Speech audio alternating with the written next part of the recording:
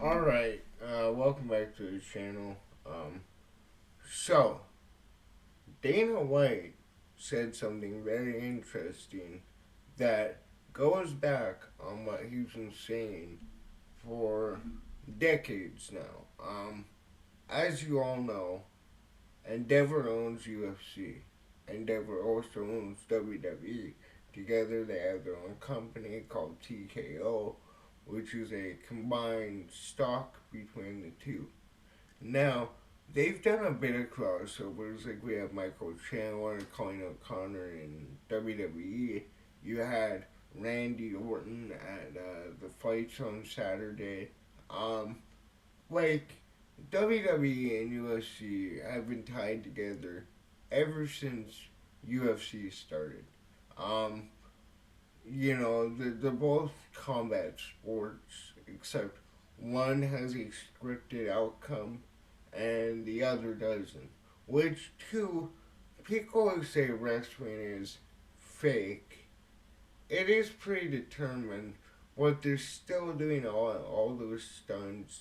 They're still doing all the moves. They're getting all the injuries. They get far more injuries in WWE than UFC. Only difference I'd say is UFC would probably be more detrimental to your brain. Um, Maybe not a lot more CTA, but definitely way more severe CTA.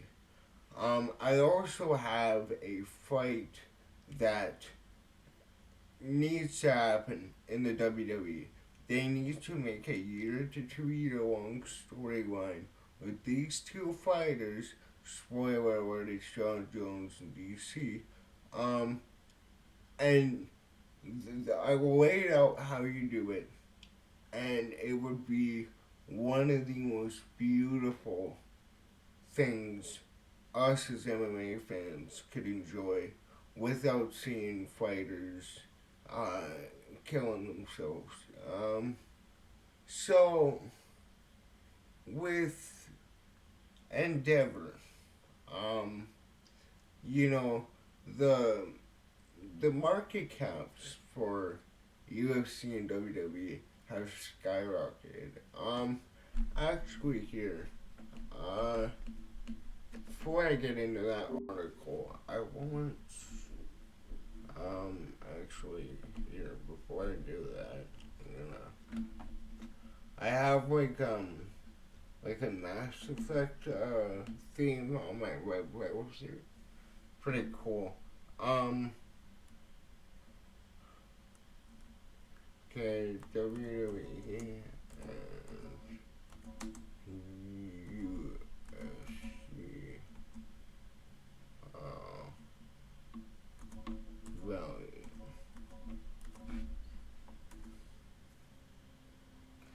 I had a hair in my mouth. Um, so,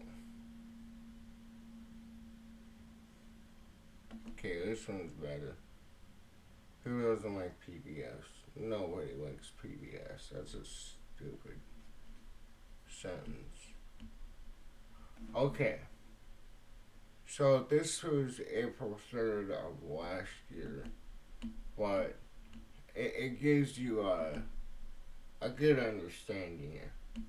So, go back here. UFC, WWE combined form a $21.4 billion sports entertainment company. This is all obviously TKO. The Rock is on the board. Vince is on the board before all that happened. Dana's on the board. I don't know if the Fertitta brother. I assume the Fertittas be on there. Hunter probably on there. And then obviously Paul Levesque, Triple H, and all the guys in WWE. So WWE and the company that runs UFC uh, will combine to create a $21.4 billion entertainment company. 21.4 billion. Uh, when you factor in all of the like all the events these guys do. Like you have for UFC, obviously. You usually have a fight night every Saturday. You have the Contender Series. You have the Ultimate Fighter. You have multiple other shows, podcasts, debate shows, and then WWE. You have Raw, NXT, SmackDown, PLEs every single weekend, which was one of the reasons I stopped watching. Like, they added way too many PLEs to watch. And that was at the time when, like, WrestleMania was like 8 fucking hours, dude. Like, it was brutal. I'm so glad, even though I haven't watched WWE in years. I've only recently like got back into it. The shit that Paul Levesque Triple H is doing there is insane. Like it is nearly as good as the Attitude Era, which I missed out on. So I just want to see, is there anything? Okay, Endeavor taking 51% controlling in the new company. Existing WWE shareholders will get 49%. And I'm assuming uh, UFC factors into that, I'm not sure. And then, okay, there's really nothing left on here. Okay, so, now, with the WWE and everything that they can uh, promote. Like again, WWE is still massive. It's having a renaissance period. Um, like WWE is one of the perfect rounds uh, to like give fighters the opportunity to sharpen their mic skills. The, the promo in WWE and all wrestling is way more important than the actual match. The actual match matters majorly, obviously, but the build up when you have a John Cena, Randy Orton, Roman Reigns, who he turned around. Like every big star, Stone Cold, The Rock, all those guys, Hulk Hogan, all of those guys became popular based off the mic skills. And that is something that is severely missed in the UFC. Not many guys understand how crucial that microphone is. Um, Chael Sonnen says it best. Like, guys do not promote and pick a fight. Like, when you get that microphone inside that cage, you have a couple minutes to guarantee yourself another fight, and if you do it correctly, you'll be on a pay per view. You don't do it correctly, you main event a fight night, which isn't bad. Like again, look at last week's card. That was that was pay per view worthy. And to like the upcoming one with Barboza and I keep forgetting his name. Like these fights are fucking insane. But like now I'm gonna get into like the fighters that I want to see. Obviously, Conor McGregor's going to the WWE. There's no shot he won't. Obviously, Michael Chandler already has been in there. I would love to see him have matches. The Diaz brothers, if they would want to do that. Um, but the main one that I want to see is John Jones versus Daniel Cormier. That that storyline would be very, very emotional for me because, like, I love John Jones and I love Daniel Cormier. Um, Daniel Cormier if John Jones never existed, Daniel Cormier would without a doubt be the greatest light heavyweight of all time. And then he won the heavyweight belt by knocking out Stipe. Like DC, he's already been in WWE as a guest referee. Yeah, I'm pretty sure.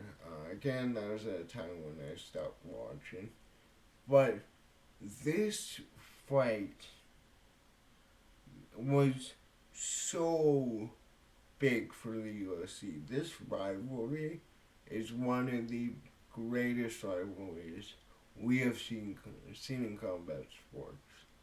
You know, John Jones obviously has his issues. He's also a brilliant. He's brilliant on the mic. He has some of the funniest call outs and shit talk moments. And then DC, he can hold his own on the mic too. You know, obviously, there's his YouTube channel. He has RC and DC, uh, the good guy and the bad guy. The guy is everywhere right now. Like he is, he is absolutely a pioneer to MMA and UFC. Without him, this sport would not be what it is. And then, you know, I don't need to get into John Jones. He's the greatest of all time. He ran through Silicon, beat every weight heavyweight with credible names outside of Tito Ortiz and Chuck Liddell, who he barely missed. Um, but like, oh, dude, like that would be so good, man. Like, and to like recently, I've noticed that uh, they've kind of gained respect for one another. Like, DC takes his shots from time to time, and so does John Jones. Well, like, I find they've been very respectful to each other lately. And I think if they can come together and, like, work on maybe a year to 2 year storyline in the WWE, they would make a shitload of money, which is the number one thing. And it would give us fans kind of like a love letter to one of the greatest rivalries we have ever seen. But I think I'm kind of repeating myself here. You know, you also have Nate Diaz, Conor McGregor. Uh, if Dominic Cruz and Uriah Faber would do that, that would be a good one. Um, Trying to think here. Masvidal would be fun in the WWE. Um, yeah, you have endless guys. Cejudo, Usman, all dominance MMA really. Khabib. But you know, I'm kind of just listing names here. Let me know in the comments, what do you think about WWE fighters? Uh, not WWE fighters. Like WWE wrestlers and UFC fighters coming together to market and create storylines. Obviously, there are very few WWE wrestlers I think would step into the cage. Like Bobby Lashley did it, Brock Lesnar was canceled, did it. Rousey isn't there anymore, and yeah, she's never coming back. Um, like yeah, like Roman Reigns, Braun Breaker, Braun Strowman would be fun to see, but I don't think he'd make weight. Well, yeah, that's what I got for today. I'm gonna go do some shorts and then probably no life Minecraft. Me and my friends got a realm on Minecraft, so we've been grinding the shit out of that like last night. Very fun. And